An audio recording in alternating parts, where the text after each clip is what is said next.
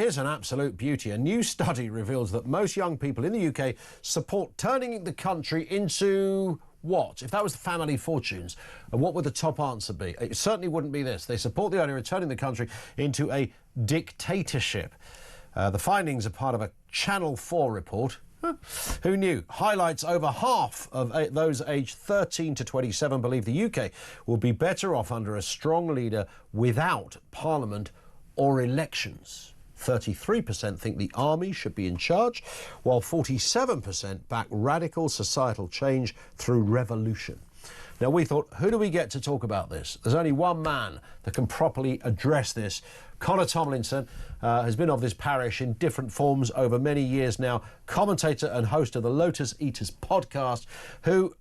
Are you still Gen Z? I am. I'm 1998. Gen Z, the cut-off is 1997, right, which is very symbolic because that's when our political order was completely upended by Tony Blair. Good point. Yes, and I think that's actually the reason why this polling has been quite consistent. So there was a 2022 Onward study called The Kids Aren't All Right that registered support of, I think it was 61% were sympathetic to a strong man taking over Parliament. Lots of people thought AI governance as well, removing the human element entirely, would be a good idea. I know, quite crazy, because of course, who sets the algorithms? There's always people's biases as well, so there's no such thing as neutral government. And then in January, there was another study as well that registered that 21% of 18 to 45-year-olds, so it's creeping up in age brackets, spread thin, mainly concentrated among young people, would be happy with said strong man that didn't have to recognise elections. The reason, I think, is not that my generation, allow me to defend them against some of your older listeners who have the concerns of the 20th century in mind, they're not particularly enthused with uniforms and marchings and mass killings, right? What they are enthused of is the idea that executive power can circumvent a deep state, a bureaucracy. Because as I mentioned with Tony Blair, he expanded the quangos and the committees. He outsourced pretty much all parliamentary sovereignty to these faceless, unelected bureaucrats. So we're told constantly the defenders of democracy must use undemocratic institutions and experts to govern everything. And so democracy doesn't quite work. And so what it sounds like is lots of people my age are desperate for politicians to do what they promise, and so it doesn't matter what way in which they do it, it just matters that they do it. That they do. It's interesting you touch on that, because a slight diversion is why I love these conversations with somebody like yourself, because there's lots of little tentacles to it. Do you ever have that moment when there was something you saw online, you know, about a year ago or whatever, and then you can never find it again, no matter how many versions of the search you put in, you just can't find it. And there was an article written, so I've never found this again, about Gordon Brown's love affair with the spreadsheet.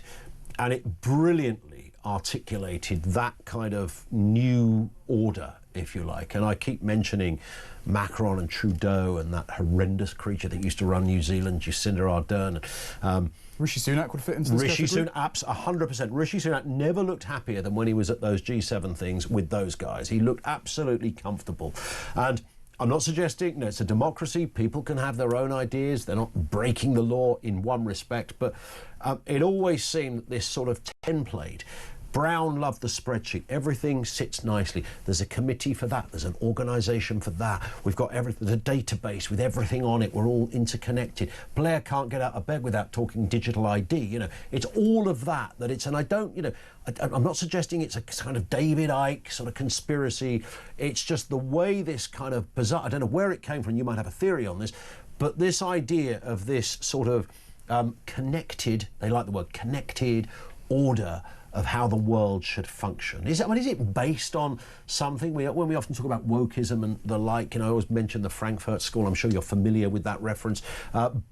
Does that type of thinking of the Blairites and the Trudeaus and all that have come since, is that linked to something? Well, a lot of the time it's blamed on communism and socialism, but what's curious is the post-communist states that are most ripe for this kind of parasitizing of their elite class, they don't have that. Look at Hungary, they're not like us. Instead, it's the liberal societies. And it's because the liberal societies believe that everyone, no matter where they are fundamentally the same. Deep down, human nature is just identical. It's swappable, and whatever you layer on top of it, education, the economy, culture, and geography are just arbitrary. So all you need to do is take these people from here, reallocate them there, so the spreadsheet looks balanced, and everything will be fine if you just give them the right opportunities, the right laws, etc. And so this has taken hold in liberal societies, and this is where we're governed by a class of what David Goodhart calls the anywhere men. People like Keir Starmer who say they feel more at home in Davos than in Westminster. People who feel more at home in an airport lounge than their own country because they can come and go as they please. And this is why they think things like immigration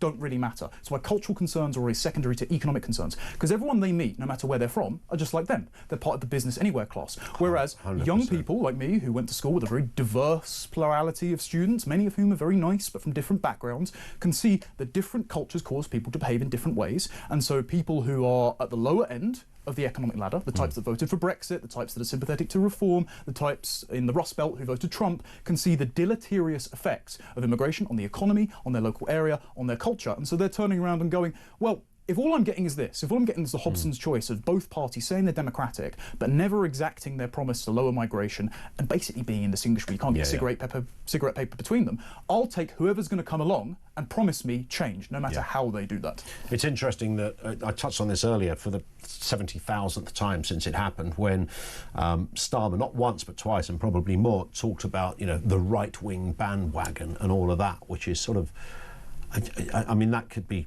you could write a dissertation on that as a student of politics, because it's so interesting what he did there.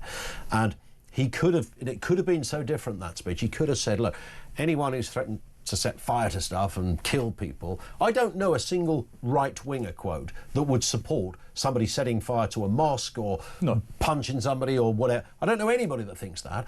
So Starmer could have said, I condemn that. There's obviously a bunch of nut jobs there. However, slightly unconventionally, it has sparked a wider debate about immigration, and that's the conversation I'd like to have with you now. I think we need to get into the... He could have done that, but he was just a savvier politician. He's not in his DNA, though, is he? No, he's an ideologue, and nobody around him... And Cameron wouldn't have done that either. No, nobody around him is telling him that, because they're all of the same 100%. class. They're all the same sort of top-down, looking at spreadsheets, managers, and so they think because they're enlightened to how we should actually be living, and that's because that's our nature, it's in all of our best interest, if only we would stop being cast under the spell of divisive populism and racism, that they can act on our behalf. And so it's actually just the far right, these divisive racists who are setting us at odds. If you marginalise those and get rid of them, then we'll all be living in utopia, if only you just shut up and listen. But that is so inherent in their psychology that they... It's not as if they have to think about saying it and go, well, we better do the bit about the right. I mean, it just comes out. It's automatic. That's who they are. So this report, half of 13 to 27-year-olds, I'm just out of that bracket, as you'd imagine, Connor, believe the UK would be better off under a kind of a dictatorship, as it were. I'm wondering what form they think that should take. I don't know if you've spotted this as well on social media. Have you seen mostly Americans doing this kind of reimagining of what China is actually like? Have you seen some of that? Yes, NS Lyons is a very good Substack. He has a very long explanation of how the American system is already emulating the Chinese system. Interesting. And I think China's a great example here, because what did the Zoomers like me live under for 2 years? Lockdown, house arrest. So they saw the state flexing the most amount of state power, but it was against their interest. So now they just look logically and they think, okay, so the state can intervene in all aspects of society. It's just intervening against what I would want. So why doesn't it just intervene on my behalf? So they set that precedent, and now they're worried that Zoomers are flirting with authoritarian power. Well, you guys flexed it. You showed it was there. We never saw a greater example of authoritarian power. And of course, you know, I appreciate that at the time things might have looked different to some people. As you know, here at Talk, we were trying to have a very different conversation while, trying not to get locked up for having it. Yes. And all the rest of it. But that's a great example you've given there, that actually what it did say was the state can be as big as it wants to be. And okay, that was for, dodgy reasons, but it could be for good reasons. So there's a whole generation of people that have seen that. Yes. And saw their parents getting paid 80% of their wage for sitting at home. If we're putting a premium on lived experience these days, again, as the left often does, okay, what's the lived experience of young men like me? And by the way, I'm more libertarian-minded on state power, at least, but I do like some of the executive power that democratically elected people like Trump, Nayib Bukele, Javier Milei have done to clean up their countries, lock up criminals and cut taxes.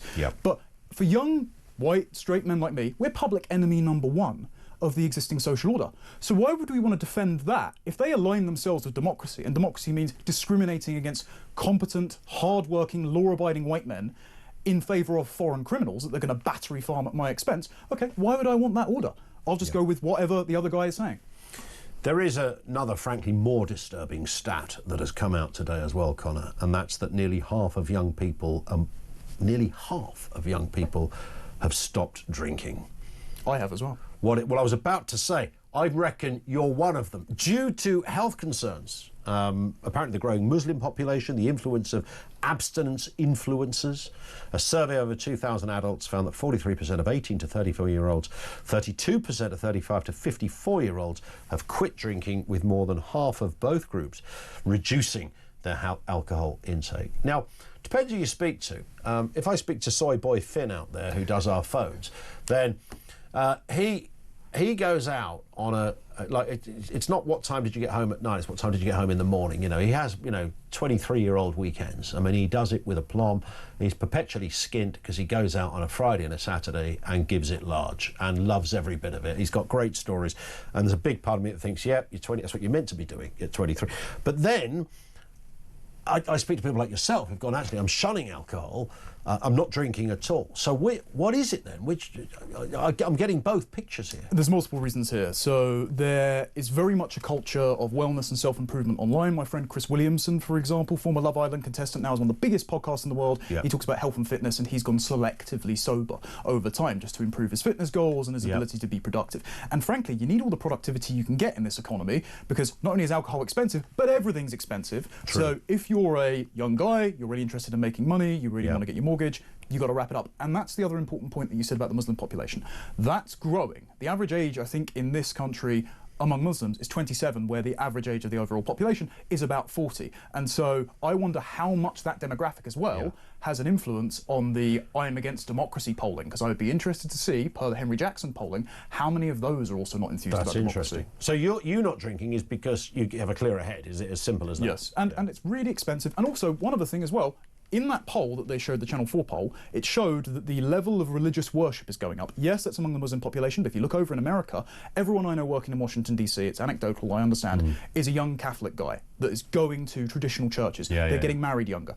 Why would you go out and drink? Okay, it's usually because, especially in your generation, Ian, you'd go out, you'd chat to girls at bars, you'd flirt, you'd hope to find someone. If they're getting married younger, then what's the need to go out and socialise in pubs? And finally, it's just the internet. I mean, if you're going to stay at home, reading books, watching Netflix, etc., why do you need to go out and drink? Well, there is a great, which comes down to the kind of, it sounds a bit like a conspiracy theory, you talk about lockdown, but suddenly within that time, we upped Deliveroo, we allowed people to get their own entertainment at home with a, 25,000-inch TV in your room. Netflix was delivering you everything you wanted to. It's almost like a 15-minute city idea. Bread and circuses. There it is, you see. Yeah, perfect. Listen, Connor, great to see you. Pleasure as always. We will see you again. Connor Tomlinson with us. He is, of course, commentator, host of the Lotus Eaters podcast. If you haven't checked it out, do so.